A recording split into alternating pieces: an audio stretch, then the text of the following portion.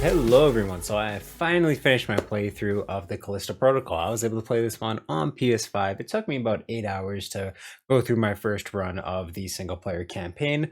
And yeah, you'll find, I'll link it at the end of this video, but I have a no commentary playlist up, no commentary, no video of myself or anything like that. So I'll link it up. There was 4 episodes total of it.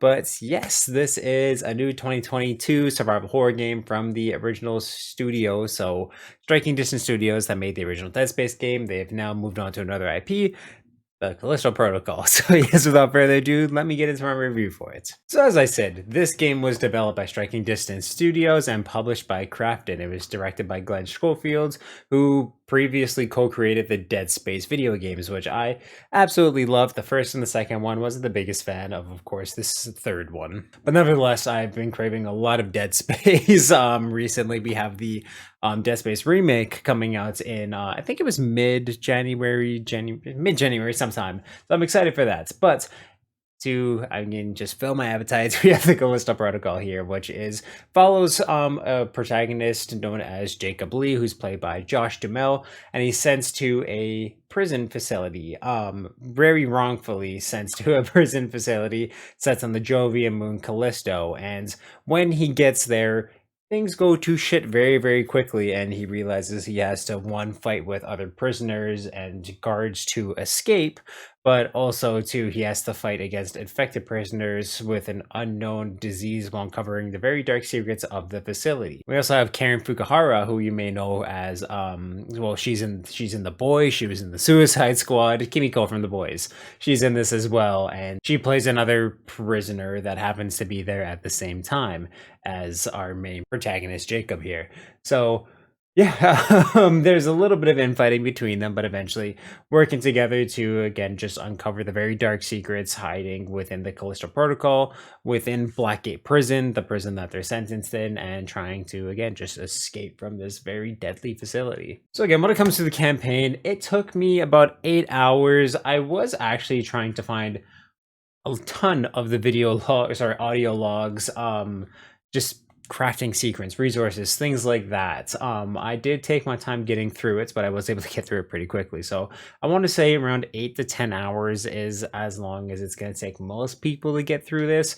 A little less if you're absolutely cracked at this game and you're not going to be dying quite often. Just avoiding the things that are going to slow you down in the end. But I did, again, to enjoy my time. I found a lot of fun within this game when I was playing it. But if we're going into the story, I don't really want to give away too much more than what I just did already, but I found that the first really 4 hours of this game are really tough and grindy to get through. They're easily the worst bit of the game.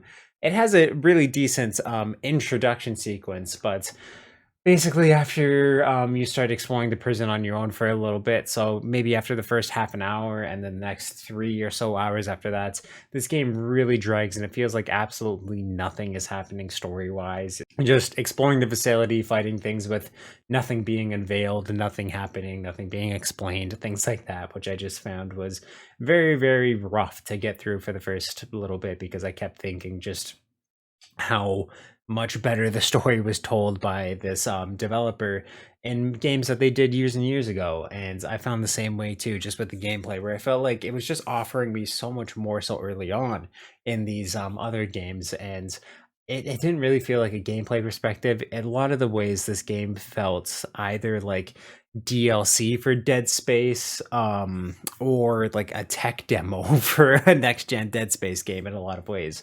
Which again, too, I love how it felt like Dead Space. It definitely felt at home in a lot of ways. But again, in terms of the story, it is very, very slow, rough to get through, extremely predictable, and again, too, just the pacing of it is not great. It's very, very sparse in terms of its storytelling, and to the reveals and just all the things that they do for the storytelling elements are very generic and very, very predictable as they go throughout this game. It was very easy to call what a lot of these big twists were going to be, because they were just obvious a lot of the ways where it's revealed, and so kind of You're thinking, well, no shit, of course, this is what's going on with the facility.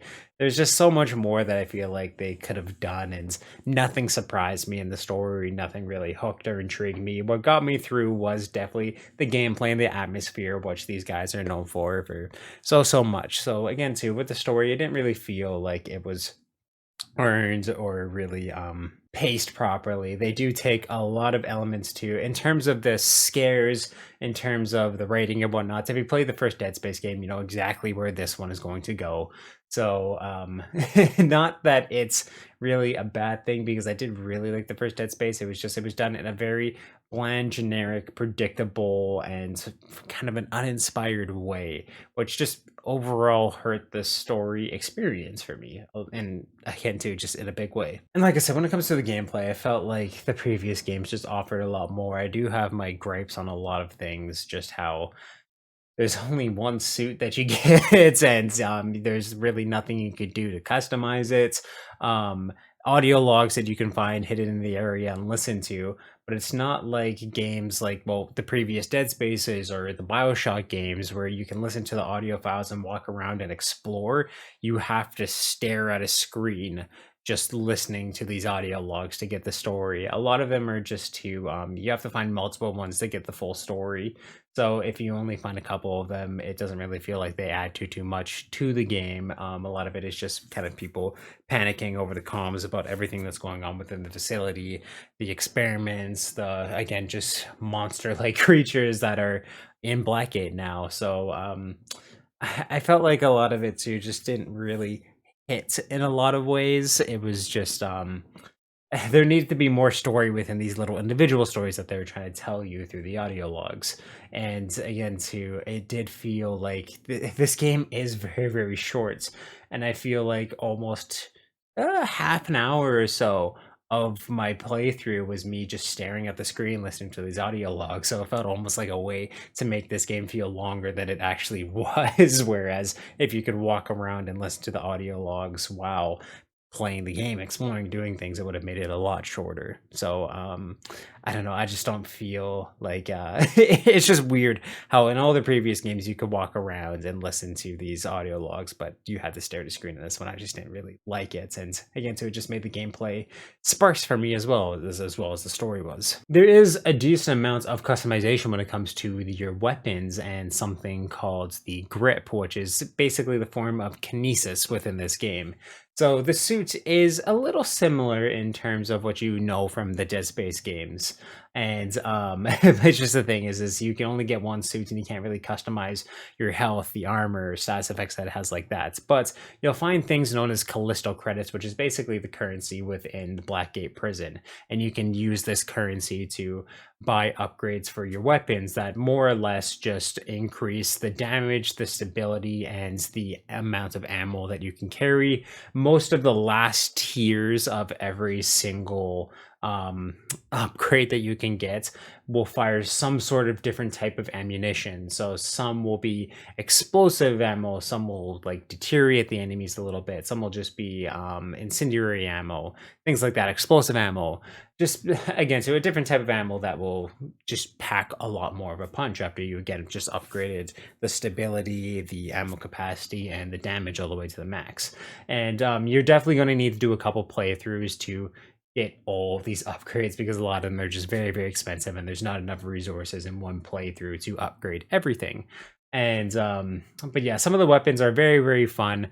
They feel great when you're able to play them, but a lot of the time the ammo is so sparse that you are relying on your nightstick essentially, which is absolutely awesome. And I found that the I've heard a lot of people say that they didn't like the gameplay within this game, but I found it absolutely awesome and very easy to get the hang of. The stun baton is the proper term for it.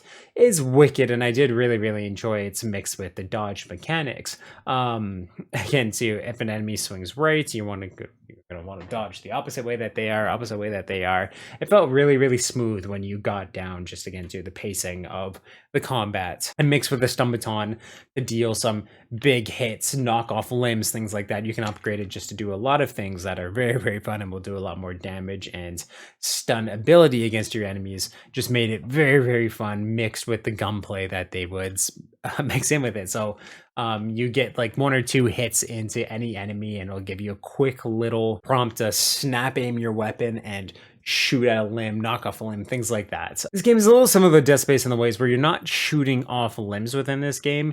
You want to break the armor and the skin of a lot of these enemies, and it'll basically start to have tentacles protruding through the enemy's body, and you want to shoot those and kill that, and that's how you're going to kill these enemies, because if you don't, those tentacles are going to mutate into a different, like, it's just going to upgrade the enemy in a big way that's going to give them basically a big set of armor. They seem to move faster and deal more damage when they go through, again, their metamorphosis. And yeah, you want to kill them before that happens, or else they're going to pack a way bigger punch. And again, too, the form of kinesis within this game is something known as GRP, or the grip. So upgrading that, I found, was easily the best way to get through this game. Save your ammo, basically lift enemies up and throw them into the environments, which could be spinning blades, spinning gears, things like that, spikes on the walls, throwing them off cliffs and whatnot. That's easily the best way to do it. I found there was a lot of really weird ways where the grip would just run out of energy in ways that were just really inconvenient and didn't really feel earned a lot of the times, where you pick them up, you go to launch them, but then all of a sudden you're shooting them. And I didn't know if it was I was just running out of energy with my grip, or if it was just a gameplay glitch or something to do with my PS5 controller, just a issue with that. A lot of the ways where it felt really weird, and I felt like I was wasting ammo when I still had full, again, too, just a lot of energy left in my grip system. So it was really weird, but the more I upgraded it, the less I had problems with that. So definitely upgrade the grip as much as you can. That's kind of my little key to this game, and it makes things a lot of fun. And it's just a lot easier to get through combat-wise, and save your ammo for the big tanky enemies that you're going to have to go through. I found that the enemy variety in this wasn't really anything special either. There's a lot of just hordes of enemies that you'll fight for hours and hours, and they'll switch to a new enemy, and you'll just fight that specific one for hours and hours, and then it just does the same thing kind of over and over again. So there were a lot of times where I just got frustrated fighting a lot of enemies. There was one too where I found it was just so funny, where it's a type of enemy that can hear everything. It hunts by sound. It can't see you, but it can hear you very well, and it reacts to the tiniest little things. But you could be surrounded by a horde of them, and the stealth animation is you have this little shiv that, like, you'll slam it into the back of their neck. They'll be screaming. Then, like, you'll lift them up and slam them down on the ground, and that's how you kill them. So you're making a lot of noise, and then you can just stomp on the ground. So again, too, when you kill enemies, stomp on them, you'll get ammo, health, things like that. Just like in the classic Dead Space games, but you can stomp on them, and the enemies still won't hear you in a way, which I just found was really funny, when the intro to them was just do not make any sort of noise. So again, too, it was the least stealth animations that I've ever seen, and even though, again, too, it just made no sense, it was funny, and it just kind of made me enjoy the game a little bit more because of how goofy and just weird that whole thing was. So yeah, there's little things like that was just really weird, but I did really enjoy the leveling up system, and again, too, just the crafting system in this game. Best 3D printer of all time. It was just really fun to, again, to just watch your weapons evolve in the 3D printer as you were able to upgrade these little things. It was just really cool seeing how everything was just being reshaped. I just wish that there was a way to do that again, too, with your suits, with your health rig, things like that. It's no longer on your spine anymore, your health rig. It is on the back of your neck, which I found was a lot more convenient place. A little more, at least where I was on the couch, at least a little more eye level. So I was able to keep a really good eye on it for most of the time. There were a few times, too, where it felt a little weird, where I would turn a certain angle and all of a sudden it would look like my health was, and it wasn't anything to do with the lighting. I think it was just a little, like, glitch. I don't even want to say glitch, but something that wasn't programmed right, where all of a sudden I would turn one way and the lights on my bar would diminish by half, but still be that green, and then I would turn around the other way and it'd be full again. And like, it wasn't anything to do with the lighting, because you could still see the outline of my health bar. It was just the green inside of it disappeared, which I just found was a little weird. I did run into a decent share of glitches that were more just texture things than anything. Nothing game breaking, nothing that I had to like reload a save to get through. It was just a lot of texture things that were really weird. Shooting our enemy's arm off and it would go into the ground and just for a few seconds, just make a lot of noise. Just again, things that were more funny, more texture than anything, and didn't really take away from the gameplay at all. Again, too, the gameplay is what saved this for me a lot. I love the combat. I'll stand by it. I thought it was absolutely great. Decently challenging, but very, very rewarding in a lot of ways too. Love being able to toss enemies into the environment, and I like how there was just a lot more of that. Love the upgrade system in this. A lot of the sliding sequences or ZOG sequences that you had in Dead Space games make their way into this one, and I just found them a lot of fun. And of course, too, a lot of people want to know how the death scenes are in this game. I didn't die too many times in my playthrough, but the ones I got were absolutely horrifying, and some of them were just absolutely disrespectful that made me want to stop playing the game in a few ways, just because of, again, so they said, fuck that, you're the main character, you're gonna die brutally. And yeah, they are, a lot of them. I watched a YouTube compilation of every single death scene that at least people have found so far, and yeah, so many of them are just absolutely brutal and scary and terrifying. And yeah, it definitely makes you not want to die at all because of just how brutal they are, but very imaginative, very awesome. And if you like Dead Space kills, you're easily going to love the kills that the Callisto Protocol has to offer. So really, with everything taken together, I did still really enjoy this game, but overall, I'm going to have to give it a score of a 6 out of 10. I still had a lot of fun with it, and I would recommend playing it if you're a fan of the Dead Space games. There's a lot better games in the survival horror genre that I would recommend way over top of this one, just again, too, because of the predictability of the story, the fact that it felt like the games 10, 15 years ago were offering more than this one really did. The pacing's off, things like that. But I still had a lot of fun with it. I would recommend picking it up on sale for when it goes half off, things like that. Get it. If you can rent it from the library or any resource like that, share it with your friends. I'd recommend doing it that way instead, because I don't feel like this is worth the full price, $95 after tax game. And yeah, it doesn't feel like it's something worth that price tag because of how short it was, some of the problems that it had story-wise, pacing-wise, things like that. But I still did have my fun with it, and I do think in the future, moving on, this was a good formula for a greater game. But a lot of times this just felt like a tech demo or DLC for Dead Space, and I just wish it would have felt a little more like its own project in a lot of ways. But if you played the Callisto Protocol, please let me know what you thought about it in the comments down below. And of course, if you like this review, definitely give it a thumbs up, and you check out everything I do on this channel through my playlist down below, and I'll link some up top here for convenience sake. Thank you for subscribing and turn that little ringer on so you know when I upload new videos. If you want to check out the description of this video on my channel bio, there's a link to the Media Mountain, which is my Discord where we talk about movies, video games, comic books, TV, pretty much everything that's awesome in this world. So you can definitely join that amazing community. I'll make it even more amazing than it is already. And yeah, just awesome, guys. Sky blue eyes, I see a world behind them. No more time sinking into the silence.